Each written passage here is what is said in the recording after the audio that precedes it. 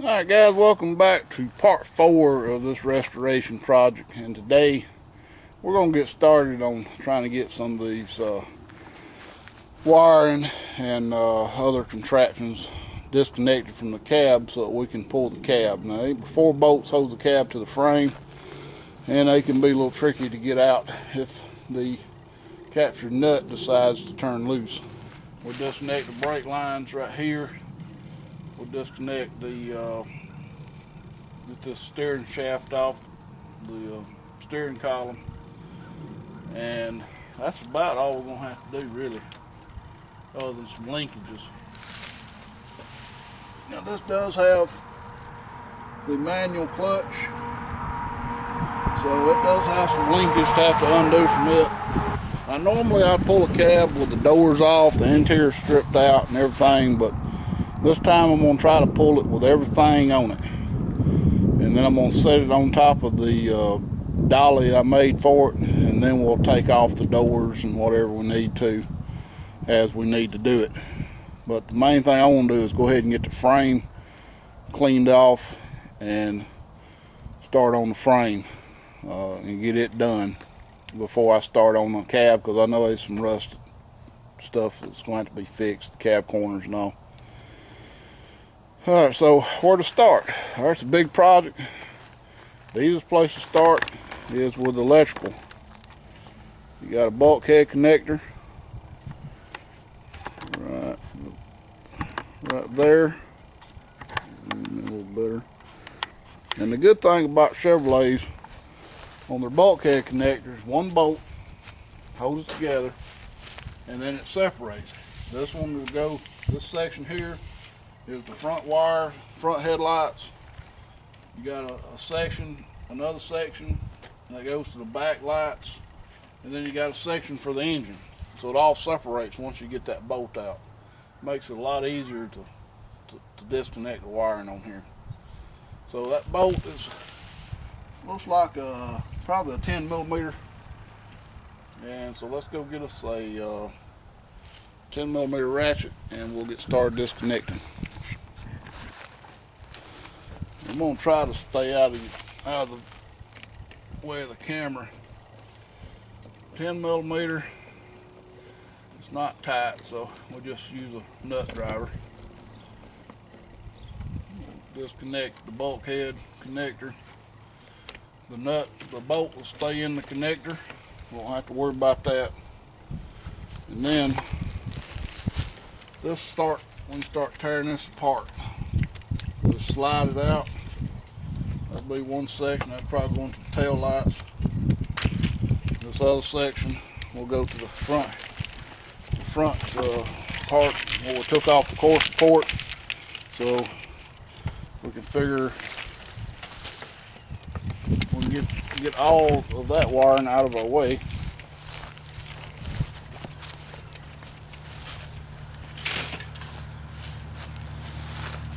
And there's only one way that'll go in there, so I don't think you don't have to worry about which one goes where. This is a single connector, and the other one's a double connector. Well, it's got 2 rows here. Well, this one's only got 1 row. Alright, now this one, as you can see, has been boogered up hell and back. I mean, whoever done that just tied wires together. Who knows what they're going to cut wires. One of them goes to this, look, this not even got nothing hooked up here. We got a couple of plugs here we can undo. And we'll just start tracing this wiring back. Now this wiring here, if you follow it out, get that off this bulkhead, maybe not. Follow that wire out, it goes down into the frame. And once we get loose from the cab, we're good to go. Now this engine's got a mechanical coolant gauge here. We don't need it. It's going to go, so we got to disconnect it, cut it, whatever you got to do to get it off, get it away from the cab. All right, so I've just been cutting away a few things. A pair of cutters like this, or side cutters, either one works good. I don't know what this wire here is tied up. It don't go to nothing. It probably is supposed to go to something.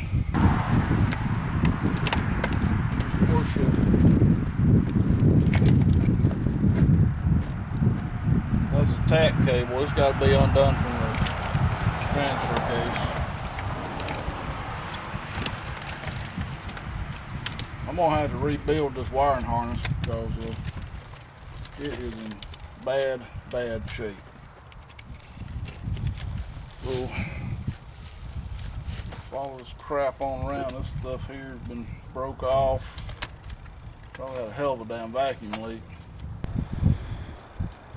Alright guys, it's day 2. I've been out here undoing everything and had to pull the distributor cap off to figure out what this wiring is, but they had this mess going over here somehow or another hooked in. This right here goes to the distributor cap, and I don't know, it's in pretty rough shape. That white wire, I guess it's a tack.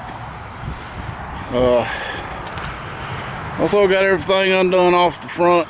I got the linkage undone at the clutch, and I've undone the speedometer cable down at the transfer case and pulled it through. There's a little grommet, not a grommet, but a holder that's on the cab. It's got it caught and won't let it come through, but it should come out with the cab.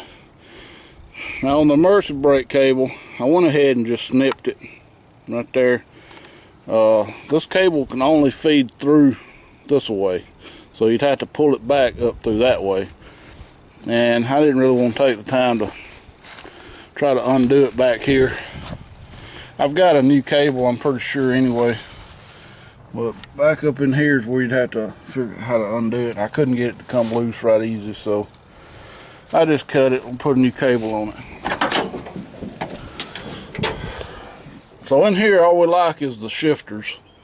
The wind's blowing a good bit, so thought I'd try to set you up where you can see how we're going to undo these shifters. That transfer case is the hardest once you get the shifter boot off. All right, the regular shifter is not that hard except to get the boot off. So we'll get you set up over here on the other side. Maybe the wind won't be so bad, and we'll get these boots off, shifters undone.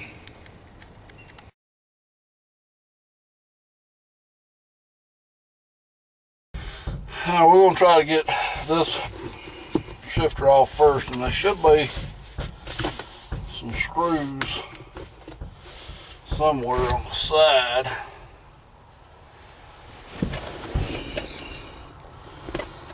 There they are in the back right back here. I had to have a damn stubby.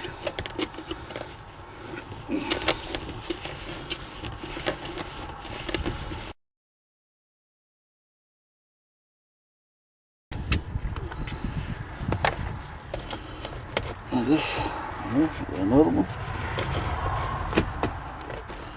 There it goes. Alright, now as you can see, once you get this out of the way, there's another bracket here that's got to come up also. And this is where your light is. If you had a transfer case indicator, there should be a plug right here, and it's just a light blowed. Alright, now I wish this right here would unscrew, but it don't. I see one bolt here, one here. There should be 2 more over here. One there, and one somewhere over in this area. Oh, there's some more right there. So we got a lot to get out of right here. That looks like 10 millimeter.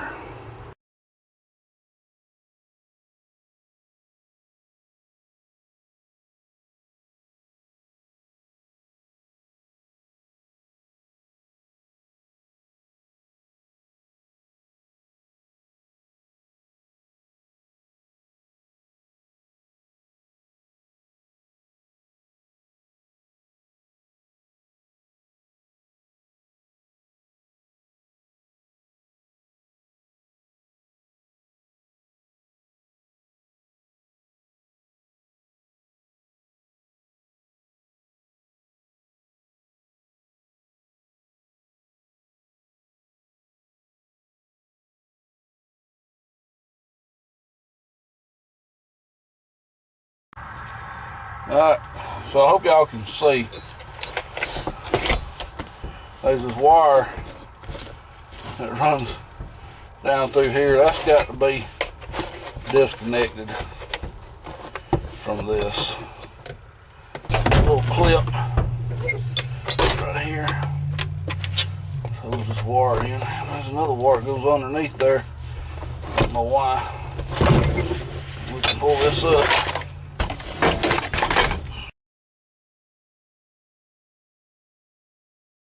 So on this front piece, there's 4 screws in it. One here, one here, one here, and one somewhere up in here. And that's the one I got to get. That last one right there. And I can't really see it. And now I can. Right here.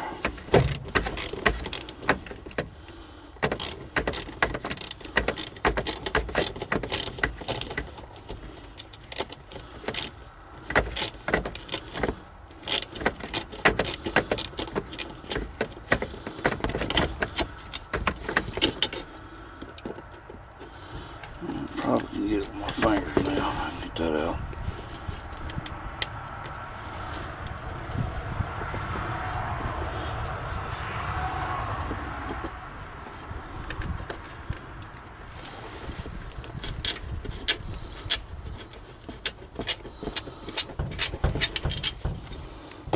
And now this will come up. And now you see this locking ring.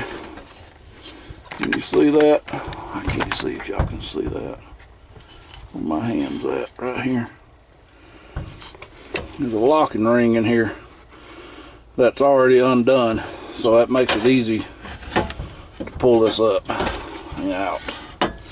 This locking mechanism is supposed to slide down and lock against these 2 pieces. This one, as you can see, is out. It should be in like that one, and that's the reason it wasn't locking. But now we are ready in the cab, except this wire right here I've got to undo. 4 bolts holds the cab on, and we'll be ready to pull this cab off. That was a little bit of a pain. There's just a little stud and a car key holds that transfer case shifter on. And then of course all these damn bolts around it, which we could have left in the cab. Could have left that whole shifter in the cab, wouldn't have mattered to pull the cab off, but when it got it out, it's going to come out anyway. And I just noticed that somebody has put a automatic column shift column in here over some point in time. Now that looks a little bit rinky-dink to me. So now I've got to figure out how I'm going to come up with a manual steering column. And this ain't even a tilt column. You would have thought to at least put a tilt in if it's going to do all that.